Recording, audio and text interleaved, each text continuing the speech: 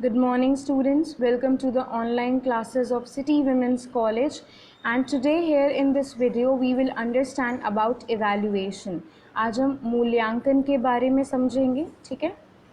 Now in the previous videos हमने poetry, pros और grammar और कंपोजिशन के बारे में बात करी थी, ठीक है? And how we prepare lesson plans for them, or what kind of preparation we have to do when we introduce the chapters of prose and poetry or grammar and composition, ये हमने बातें करी थी.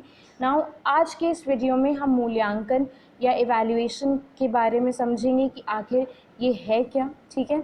नाउ ये जो word है evaluation या मूल्यांकन, आपने इससे पहले भी कई बार सुना होगा, इसका जिक्र पहले भी हो चुका है. इवैल्यूएशन होता क्या है, या जब हम किसी चीज़ को इवैल्यूएट करते हैं तो क्या मतलब हुआ.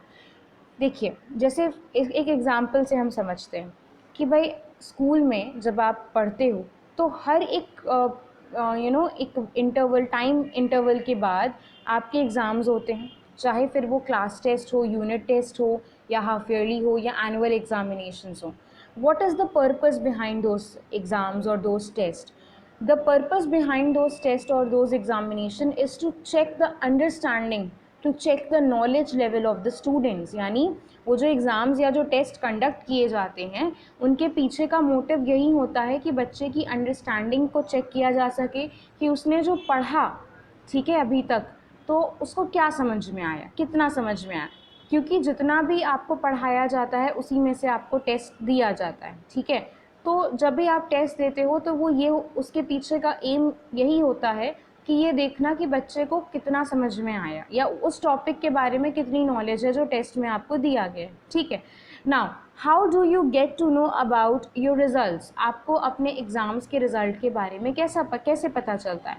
ऑब्वियसली इवैल्यूएशन के थ्रू, ठीक है. यानी जब आपके टीचर्स आपके एग्ज़ाम पेपर्स को इवैल्यूएट करते हैं, उनको चेक करते हैं, उस बेसिस पे आपका रिज़ल्ट बनता है और वो रिज़ल्ट आपको कंक्लूजन देता है कि आप जो हो सक्सेसफुल रहे हो या फिर आप फेल हो गए हो, ठीक है. So evaluation basically helps us in knowing whether to what extent we are doing the things right और रॉन्ग, यानी किस लेवल तक, किस सीमा तक हम चीज़ें सही कर रहे हैं या गलत कर रहे हैं.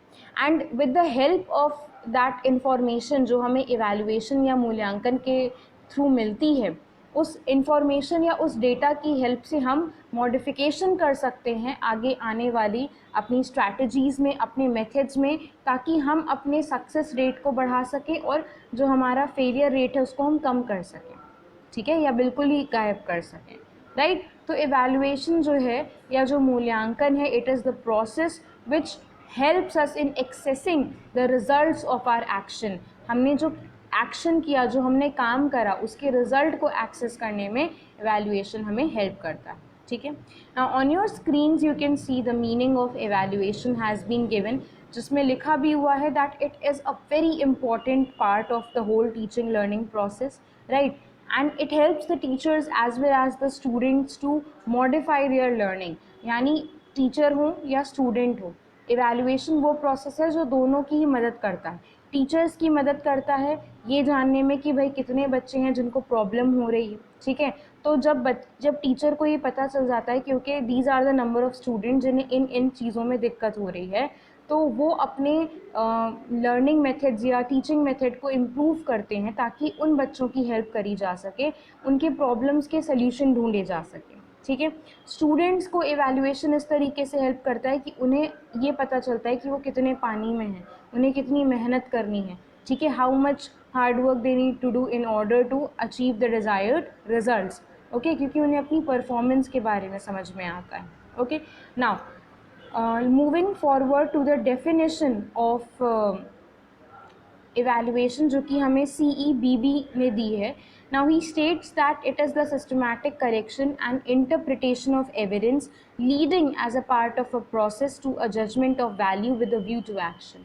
Now यहाँ पे दो तीन चीज़ें हैं जो हमें ध्यान रखनी है इस definition में. जैसे पहला यहाँ पे बोला है that it is the systematic collection. Yes, evaluation एक systematic procedure है, एक systematic process है जिसमें हम क्या करते हैं, we gather evidence. Now evidence refers to the data और इन्फॉर्मेशन, ठीक है.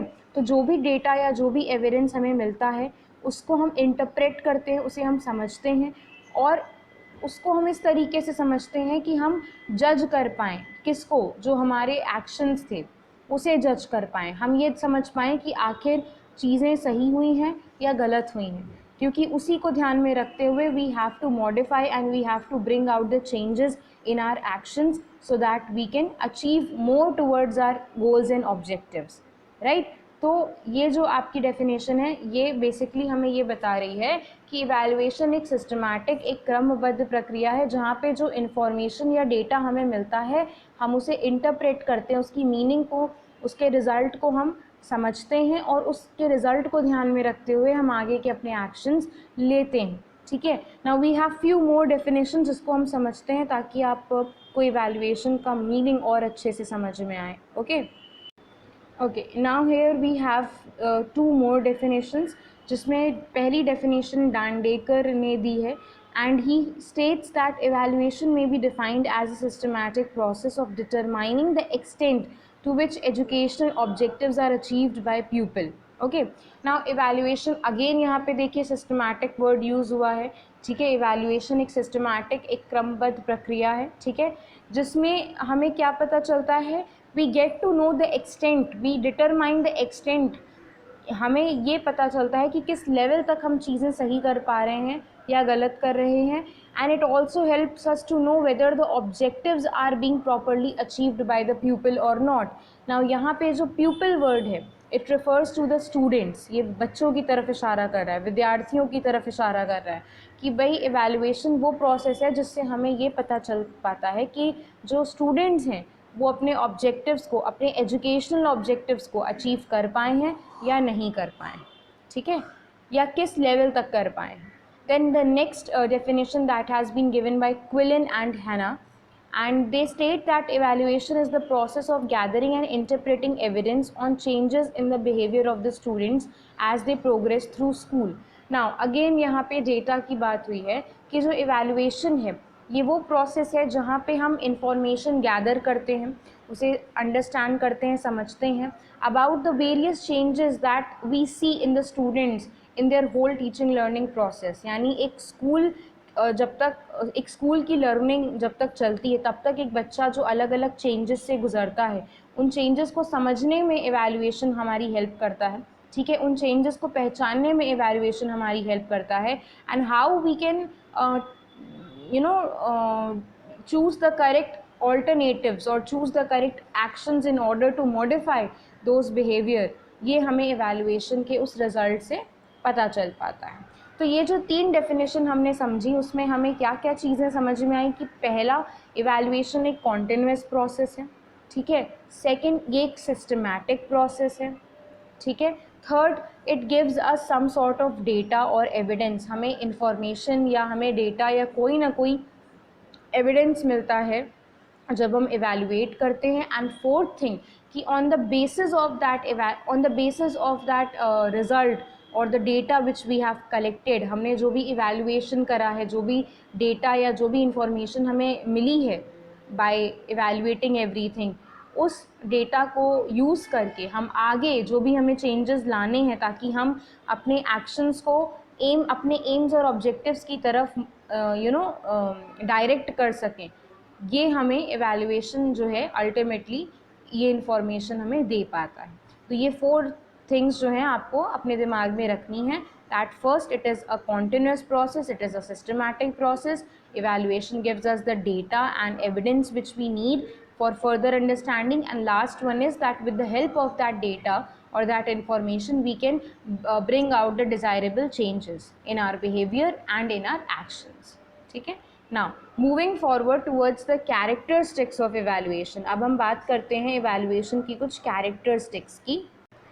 now here we have been given a few characteristics of evaluation। जो पहली आपको कैरेक्टरिस्टिक यहाँ दे रखी है वो अभी हमने डेफिनेशन में भी समझी, and it has been repeated again that evaluation is a continuous and systematic process. Continuous क्यों है? क्योंकि इवैल्यूएशन आपको हर दिन करना है, और इवैल्यूएशन जो है केवल आपके काम का ही नहीं होता, आपके बिहेवियर का भी होता है। Okay, every single day you are being monitored, you are being evaluated, आपके टीचर्स, आपके जो प्रिंसिपल हैं, everyone is evaluating your behaviour.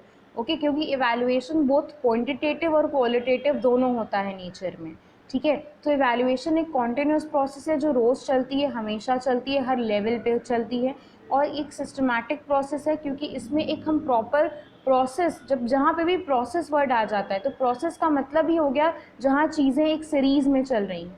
जब आप प्रोसेस की बात करते हो तो कभी भी वहाँ हम रैंडमली या कैजुअली चीज़ें नहीं करते हैं, ओके। तो सिस्टमैटिक क्यों है, क्योंकि यहाँ पर चीज़ें एक बहुत ही सीक्वेंशियल ऑर्डर में चल रही हैं। There is a proper sequence which we have to follow when we are evaluating, okay. फिर सेकंड क्या है कि it emphasizes the broad personality changes and major objectives of an educational programme. Now evaluation basically helps us to focus on the objectives which we have predetermined. Evaluation हमें help करता है अपना focus किस में लगाए रखने में, हमारे जो ऑब्जेक्टिव्स हैं उनमें, ठीक है।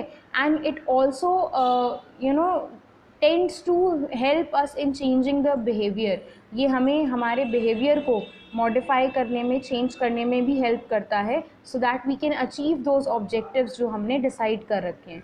It is comprehensive in nature as it involves the use of many procedures. Comprehensive यानी व्यापक इसको कहा गया है। तो ये कॉम्प्रिहेंसिव क्यों है, क्योंकि इवैल्यूएशन कोई छोटी प्रोसेस नहीं है, या फिर ये कोई छोटे लेवल का काम नहीं है। It is something which gives you a big picture of the entire functioning, right. तो इवैल्यूएशन एक कॉम्प्रिहेंसिव फॉर्म है, ठीक है, उसका जो नेचर है वो कॉम्प्रिहेंसिव है। और क्यों कॉम्प्रिहेंसिव है, क्योंकि इसमें बहुत सारे प्रोसीजर्स हैं जो हमें फॉलो करने पड़ते हैं, ठीक है। ओके, नेक्स्ट वी हैव कि it determines the congruence between the performance and objectives. यानी यहाँ पे जब हम इवैल्यूएशन करते हैं, ठीक है, तो हमें डिफरेंस पता चलता है हमारे काम में और हमारे ऑब्जेक्टिव्स में, राइट। यानी जब भी हम कोई भी इवैल्यूएशन करते हैं तो हमें ये समझ में आता है, जो हमें रिज़ल्ट मिलता है उसको देख करके हमें ये समझ में आता है कि भाई जो काम हमने किया वो हमारे ऑब्जेक्टिव्स, हमारे गोल्स के अकॉर्डिंग था या नहीं, राइट। तो अगर नहीं था तो जो भी डिफरेंस था, जो भी कमी थी, वो हमें पता चल जाती है कि हमें अभी कहाँ पे और कितनी मेहनत करनी है, so that we can match the level of our actions with the set of our objectives जो हमने सोच के रखे हैं। Then it access the students and their complete development. बच्चों की परफॉर्मेंस को कम्प्लीटली यहाँ पे एक्सेस किया जाता है, उन्हें एवेलुएट करा जाता है, और फिर उनको ओवरऑल डेवलपमेंट की तरफ लेके जाया जाता है। क्योंकि जब आप बच्चों की प्रॉब्लम्स को, या जहाँ जहाँ जिस जिस फील्ड में उन्हें दिक्कत हो रही है उस चीज़ को आप समझोगे, तभी आप उन्हें उस तरह की अपॉर्चुनिटी दे पाओगे जो उनके ओवरऑल डेवलपमेंट में उनकी हेल्प करेंगी। तो we also get to evaluate the performance of the students and direct them towards the overall development, right? Okay, अब इसके अलावा we need to understand कि आखिर what is evaluation in education। शिक्षा में evaluation क्या है, या उसकी क्या characteristics हैं। Okay, wait. Now, when we talk about evaluation in education, there are certain points which will clear us कि आखिर शिक्षा में या education में evaluation का क्या मतलब है। Help in modify the objectives in the light of needs of the individual and society. Okay, evaluation जो है basically हमें help करता है to modify our objectives in conformity with the individual and society। यानी एक व्यक्ति को ध्यान में रखते हुए और एक समाज को ध्यान में रखते हुए टाइम टू टाइम हमारे ऑब्जेक्टिव्स को चेंज करने में, उन्हें मॉडिफाई करने में हमें हेल्प करता है। इवैल्यूएशन के थ्रू ही हमें पता चल पाती हैं चीज़ें कि आखिर हम जो भी कर रहे हैं वो चीज़ें जो हैं वो टाइम के अकॉर्डिंग हैं या नहीं, या ऑब्जेक्टिव्स और गोल्स के अकॉर्डिंग हैं या नहीं हैं, तो फिर क्यों नहीं है, ठीक है। या हमें जब हम इवैल्यूएट करते हैं तो हम केवल अपनी ही परफॉर्मेंस को नहीं, बल्कि हम अपने आसपास के जो एक्सटर्नल इंटरनल फोर्सेस हैं हम उन्हें भी इवैल्यूएट करते हैं, क्योंकि हमें उन्हें भी साथ में लेकर के चलना है। तो evaluation basically helps us to modify our goals and objectives या आर नीड्स और डिज़ायर्स। किसको ध्यान में रखते हुए? सोसाइटी और इंडिविजुअल को भी ध्यान में रखते हुए, क्योंकि सोसाइटी की भी अपनी कुछ एम्स और नीड्स होंगी, और लोगों के अपने पर्सनल कुछ नीड्स और डिज़ायर्स होंगी जिनको फुलफ़िल करना है, ठीक है। तो हमें ऐसे गोल्स और ऑब्जेक्टिव सेट करने हैं जो सबको अपने अपने एम्स और ऑब्जेक्टिव्स अचीव करने में हेल्प कर सकें। Then helping in judging the effectiveness of methods of teaching. जो टीचिंग मेथड्स हैं वो कितने कारगर हैं, कितने इफ़ेक्टिव हैं, ठीक है, कितने सही हैं, उनका यूटिलाइजेशन कितना हो पा रहा है ढंग से, ये हमें जज करने में भी एवेल्युएशन हेल्प करता है. Then yes, next is it helps in finding out the psychological logical soundness of material. यहाँ पे जितने भी हमारे रिसोर्सेज हैं उनको प्रॉपरली यूज़ किया जा रहा है या नहीं किया जा रहा है.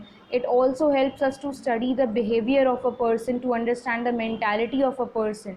Okay, test the all round development of the child. बच्चे के ऑल राउंड डेवलपमेंट का जो एम है उसको इवेलुएट करने में हमें हेल्प मिलती है.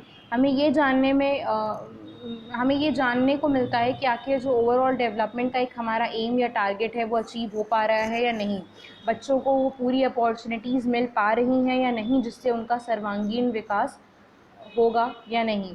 Helps in the improvement and modification of the evaluation tools and techniques. Okay, evaluation हमें इस तरह भी हेल्प करता है कि जो भी हमारे टूल्स और टेक्निक्स हम यूज़ करते हैं during the teaching learning process, उनको इम्प्रूव करने में या उनको मॉडिफाई करने में, ठीक है, क्योंकि हमें बच्चों की, सोसाइटी की, सबकी नीड्स के अकॉर्डिंग हमें टाइम टू टाइम चेंजेस करते रहने हैं और उन चेंजेस के बारे में हमें इंफॉर्मेशन इवेल्युएशन के थ्रू ही मिल पाती है. So this is how evaluation helps in education. Now, here you can see there is a flow chart कि हम evaluation जब करते हैं education में तो हम किस तरीके से क्या क्या करते हैं. Now we evaluate methods of teaching. हम teaching के जो methods हैं उनको हम evaluate करते हैं. Objectives of teaching, हम teaching के जो हमारे objectives हैं उन्हें evaluate करते हैं. Tools and techniques of evaluation, जो भी इवेल्युएशन के हमारे टूल्स और टेक्निक हैं, भाई इवेल्युएशन भी जो हो रहा है या मूल्यांकन हो रहा है उसके भी अपने बहुत सारे मेथड्स होते हैं, तरीके होते हैं. तो हमें कौन सा बेस्ट मेथड है we can choose for correct and effective evaluation, ये भी हमें देखना होता है. एंड देन करिकुलम की अगर हम बात करें जो कि एक ओवरऑल लर्निंग एक्सपीरियंस है बच्चों का, उसे भी हमें इवेल्युएट करना होता है. So all these things comes under the evaluation process, जिसको हम एवेल्युएट करके एक 100% रिजल्ट या कंक्लूजन जो है वो निकाल पाते हैं. ठीक है. Now let us talk about types of evaluation. तो आज हम केवल 2 टाइप्स के बारे में समझेंगे, placement evaluation and formative evaluation. ठीक है. तो पहला जो प्लेसमेंट एवेल्युएशन है, इसका मतलब होता है the process in which we get to know और in which we decide the right person for the right work. यानी जब हम सही काम के लिए सही पर्सन को ढूंढते हैं उसे हम प्लेसमेंट एवेल्युएशन कहते हैं. जैसे मीनिंग लिखी हुई है that it is design to place the right person in the right place. यानी प्लेसमेंट एवेल्युएशन का एम होता है कि सही पर्सन को सही काम देना. अब यहाँ पे सही पर्सन और सही काम का क्या मतलब है, देखिए हर एक इंसान जो है उसमें कोई ना कोई टैलेंट होता है और हर इंसान किसी न किसी स्पेसिफिक फील्ड में माहिर होता है. ठीक है. तो जो इंसान जिस भी फील्ड में माहिर है, स्किल्ड है या जिसमें भी कमांड है, उसको वो काम देना, क्योंकि जो पर्सन जिस चीज़ में अच्छा है वो उस काम को बेहतर तरीके से करेगा in comparison to the other people. ठीक है. तो जैसे मान लीजिए आप इंग्लिश के टीचर को इंग्लिश से रिलेटेड जितना भी काम है आप दोगे, आप इंग्लिश के टीचर को मैथ्स का काम तो दोगे नहीं, क्योंकि obviously they are not well effective in that particular subject, right. या अगर कोई डांस का टीचर है तो आप ऑब्वियसली उसको योगा का टीचर नहीं बना दोगे क्योंकि वो डांस में माहिर है. ठीक है. या योगा का टीचर है तो आप उसे केमिस्ट्री का टीचर नहीं बना दोगे. बेसिकली जो जिस काम में बेहतर है, जो जिस काम में अच्छा है, जिसकी जिस काम में मास्टरी है, उसे वो काम देना, बिकॉज दैट इंश्योर्स कि वो काम अच्छे से हो पाएगा. ठीक है. आप जिस काम में माहिर हो, अगर आपको वो काम दिया जाता है तो पहली चीज़ आप इंटरेस्ट से वो काम करते हो. सेकंड, आपको पता है कि क्या क्या तरीके मतलब उस एरिया ऑफ सब्जेक्ट में यूज़ होंगे. ठीक है. आपको अपने उस सब्जेक्ट मैटर की अच्छे से नॉलेज होती है जिसका आप यूज़ करके बेहतर रिजल्ट दे सकते हो सबको. ठीक है. So this is what means the right person and the right work. It means कि सही काम के लिए सही व्यक्ति का चुनाव करना. It aims at evaluating the people's entry behaviour in a sequence of instruction. Entry behaviour का मतलब होता है जो इनिशियल बिहेवियर है किसी पर्सन का. इनिशियल बिहेवियर मतलब शुरुआत से लेकर के आगे उस टाइम तक उस इंसान की बिहेवियर को मॉडिफाई करा जाता है, उसे देखा जाता है, चेक करा जाता है, एवेल्युएट करा जाता है. ठीक है. तो एंट्री बिहेवियर मतलब शुरुआत में पर्सन कैसा है, उसका बिहेवियर कैसा है, उसका अप्रोच कैसा है, वो हम देखते हैं। और जब हम एवेल्युएशन कर रहे होते हैं तो ऑन दैट डेट हम उस इंसान के बिहेवियर को चेक करते हैं। इससे क्या होता है, we can actually know the difference कि आखिर कितना उसके परफॉर्मेंस या बिहेवियर या उसके अप्रोच में कितना फ़र्क आया है। ठीक है, so placement evaluation is basically to find out the right person for the right work और राइट जॉब। ठीक है, now we have the next that is formative evaluation की अगर हम बात करें। Okay, now formative evaluation is basically used to monitor the learning progress of students during the period of instruction। यानी जब आपको कोई काम दिया गया होता है और आप वो काम कर रहे होते हो, तो उस काम को करते करते साथ ही साथ जब आपको फीडबैक दिया जाता है या इवैल्यूएशन आपका कॉन्टिन्यूसली किया जाता है, उसे हम फॉर्मेटिव इवैल्यूएशन कहते हैं। जैसे फॉर एग्ज़ाम्पल आप मान लीजिए क्लास में कोई प्रोजेक्ट बना रहे हो सारे बच्चे, अब टीचर आपका प्रोजेक्ट देख भी रहा है, आपकी परफॉर्मेंस देख रहा है कि भाई आप कैसे काम कर रहे हो। ठीक है, अगर आप गलत कर रहे हो तो तुरंत आपको उसी जगह पे टीचर बोलेगा कि नहीं, this is not the right method, इसको इस तरीके से करो। ठीक है, या सही कर रहे हो तो they will let you know that yes you are doing it in a right way. Okay, तो फॉर्मेटिव इवैल्यूएशन में क्या होता है कि एक्शन और इवैल्यूएशन दोनों साथ साथ हो रहा होता है। यानी आप काम भी कर रहे होते हो और आपका जो टीचर है या जो भी आपको इवैल्यूएट कर रहा है वो साथ साथ आपको मॉनिटर भी कर रहा है, चेक भी कर रहा है, आपका मूल्यांकन भी हो रहा है। ठीक है, इससे क्या होता है, बेसिकली आपको एक तुरंत एक कांस्टेंट और इंस्टेंट फीडबैक मिलता है। आपको जो है तुरंत एक प्रतिक्रिया मिलती है जो टीचर और स्टूडेंट दोनों के लिए बहुत ही हेल्पफुल होती है। बिकॉज तुरंत ही स्टूडेंट को पता चल जाता है कि अच्छा उसने कहाँ पे गलती करी है या उसको किन किन बातों का ध्यान रखना है। ठीक है, देखिए यहाँ पे लिखा भी हुआ है that the main aim is to provide continuous feedback to both teacher and student concerning learning success and failures while instruction is in process। Okay, अब जैसे यहाँ पे एग्जाम्पल्स हैं, फॉर एग्जाम्पल मंथली टेस्ट हो गया, क्लास टेस्ट हो गया, teachers observation हो गया, ये सब फॉर्मेटिव इवैल्यूएशन के एग्जाम्पल्स हैं। जैसे टीचर्स ऑब्जर्वेशन में किस तरीके से, अब मान लीजिए कि भाई जैसे अभी हमने बोला ना कि मान लीजिए आप कोई काम कर रहे हो और तुरंत आप भाई आपका टीचर आपको ऑब्जर्व कर रहा है उसी टाइम पे और तुरंत उन्होंने आप सही कर रहे हो या गलत कर रहे हो उस चीज़ के बारे में आपको बताया, तो आपको एक इंस्टेंट फीडबैक मिला ना, तो वो फॉर्मेटिव इवैल्यूएशन का एक पार्ट है। या मान लीजिए आपने क्लास में डिक्टेशन लिया और आपने डिक्टेशन लेने के बाद तुरंत जो है बच्चों के साथ स्पेलिंग्स को क्रॉस चेक करना शुरू करा, तो वहाँ पे बच्चों को तुरंत अपना रिजल्ट मिल जाएगा कि भाई उन्होंने सही करा या गलत करा। तो वहाँ पे क्या हुआ, उन्हें एक इंस्टेंट फीडबैक मिला। ठीक है, तो फॉर्मेटिव इवैल्यूएशन में एक्शन और इवैल्यूएशन साथ साथ चलता रहता है, जहाँ बच्चे काम भी करते रहते हैं और टीचर उन्हें at the same time observe भी कर रहा होता है और अकॉर्डिंग टू देयर एक्शंस उन्हें गाइड भी कर रहा होता है, उन्हें इवैल्यूएट भी कर रहा होता है। ठीक है, so this is what formative evaluation is all about. Now we will stop right here and in the next video we will understand about the remaining types, okay, and we will also understand the further things which are left in this topic। okay, I hope आपको formative evaluation या फिर placement evaluation समझ में आया हो। इसके अलावा evaluation की meaning और जो भी हमने उसके characteristics वगैरह पढ़ी हैं, I hope that is clear to you and I'll see you in the next video। okay, thank you class।